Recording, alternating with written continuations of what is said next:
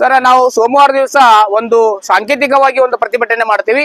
ಅದೇ ರೀತಿ ಅದ ದಿವಸ ಎಲ್ಲಾ ಸಮಾಜದ ಮುಖಂಡರನ್ನ ಕರೆದು ಹುಬ್ಬಳ್ಳಿ ಧಾರವಾಡನ ತೀವ್ರವಾಗಿ ಬಂದ್ ಮಾಡೋ ವಿಚಾರವನ್ನ ಮಾಡ್ಕೋತಾ ಇದ್ದೇವೆ.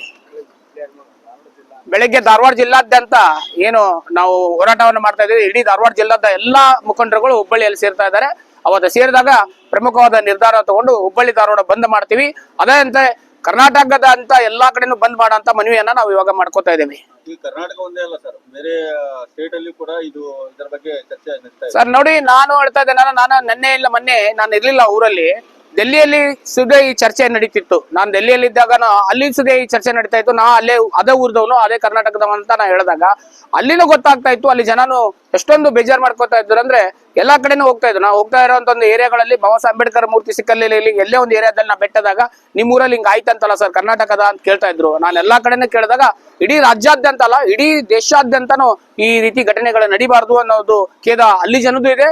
ಅದೇ ರೀತಿ ನಾವು ಕರ್ನಾಟಕದಲ್ಲಿ ಹುಬ್ಬಳ್ಳಿಯನ್ನ ಧಾರವಾಡನ ಬಂದ್ ಮಾಡಿದ್ರೆ ಇಡೀ ಕರ್ನಾಟಕದಲ್ಲಿ ಪ್ರತಿಯೊಂದು ದಿವಸ ಒಬ್ಬೊಬ್ಬರು ಬಂದ್ ಮಾಡುವಂತ ವಿಚಾರನ ಪ್ರತಿಯೊಂದು ಜಿಲ್ಲಾದ್ಯ ಪ್ರತಿಯೊಂದು ರಾಜ್ಯದಲ್ಲಿ ಎಲ್ಲರಿಗೂ ನಾವು ಮಾತಾಡ್ಕೊಂಡಿದ್ದೇವೆ. ಅದೇ ರೀತಿ ಆ ಸಂಪೂರ್ಣವಾಗಿ ಹೋರಾಟ ನಡೀತಾ ಇರ್ತದೆ. ಎಲ್ಲ ಸಂಘಟನೆಗಳು ಎಲ್ಲರೂ ಕೂಡ ಸುಮಾರು 6 ದಿವಸದಿಂದ ಬರ್ತಾ ಇದ್ದಾರೆ ಸರ್. ಎಲ್ಲರೂ ತಮ್ಮ ಬೆಂಬಲವನ್ನು ಯಾಕೆ ಗೃಹ ಮಂತ್ರಿಗಳಾಯ್ತು, ಮುಖ್ಯಮಂತ್ರಿಗಳಾಯ್ತು, ಇವತ್ತಿನವರೆಗೆ ಯಾವುದೋ ಒಂದು ಸರ್ ಅದು ಅವರು ತಿಳ್ಕೊಬೇಕ್ರಿ. ನೋಡ್ರಿ, ಗೃಹ ಮಂತ್ರಿಗಳಾದಂತ ನಮ್ಮವ್ರು ಆದಾರ, ಅವ್ರು ತಿಳ್ಕೊಬೇಕು ರಾಜ್ಯದಲ್ಲಿ ಇಂತ ದೊಡ್ಡ ಘಟನೆ ನಡೆದ. ಇವತ್ತ ಮಾನ್ಯ ಮುಖ್ಯಮಂತ್ರಿಗಳು ಇಲ್ಲಿ ಬಂದು ಆ ನೊಂದಂತ ಕುಟುಂಬಕ್ಕೆ ಭೇಟಿಯಾಗಬೇಕಾಗಿತ್ತು.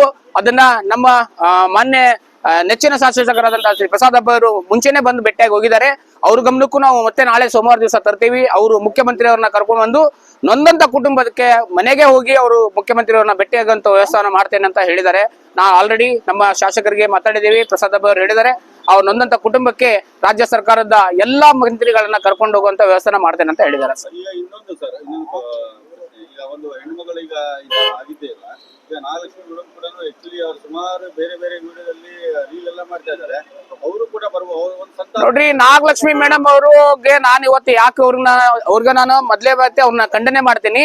ಅವರು ಪ್ರತಿಯೊಂದು ಸಣ್ಣ ಒಂದು ಏನೋ ಒಂದು ಬಡವಾದ ನಂತರ ಅಲ್ಲಿ ಒಂದು ಏನೋ ಹಂಚೋ ರೀತಿ ಆಗ್ಲಿ, ಅವ್ರಿಗೆ ಅಪ್ಕೊಳ್ಳೋ ರೀತಿ ಆಗ್ಲಿ ಮಾಡ್ತಾರೆ. ಆ ಮೇಡಮ್ ಬಗ್ಗೆ ನನ್ಗೆ ಏನು ಅಂತ ಇದ್ದಾರೆ, ಇಂಥ ದೊಡ್ಡ ಘಟನೆ ಆದ್ರೂ ಅವ್ರು ಯಾಕೆ ಬರ್ತಾ ಇಲ್ಲ ಅನ್ನೋದನ್ನ. ಯಾಕಂದ್ರೆ ಅವರು ರೀಲ್ಸ್ ಮಾಡೋದ್ರಲ್ಲೇನೆ ಕಾಲ ಕಳೀತಾ ಇದ್ದಾರೆ. ಇಲ್ಲಿ ಬಂದು ರೀಲ್ಸ್ ಮಾಡ್ಕೊಳ್ಳಿ, ನಾವು ಬೇಡ ಅನ್ನಲ್ಲ. ಬಟ್ ನೀವು ನೊಂದಂತ ಕುಟುಂಬಕ್ಕೆ ನೀವು ಭೇಟಿ ಆಗ್ತಲ್ಲ. ಹೀಗಾಗಿ ನಮ್ಮ ಅನೇಕ ಲೀಡರ್ಗಳು DC ಅವ್ರನ್ನ ತರಾಟೆಗೆ ತಗೊಂಡ್ರು, DC ಅವರ ವಿರುದ್ಧವಾಗಿ ಹೋರಾಟ ಮಾಡಿದ್ರು.